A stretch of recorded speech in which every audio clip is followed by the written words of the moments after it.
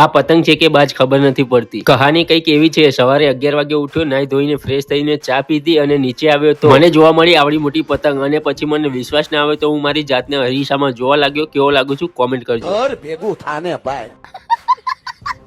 પછી મારા નવા કપડા ફિટિંગ કરવાના હતા તો કપડા લઈને બાઇક લઈને નીકળી ગયા હું અને મારો દોસ્તાર બે બજાર જવા માટે।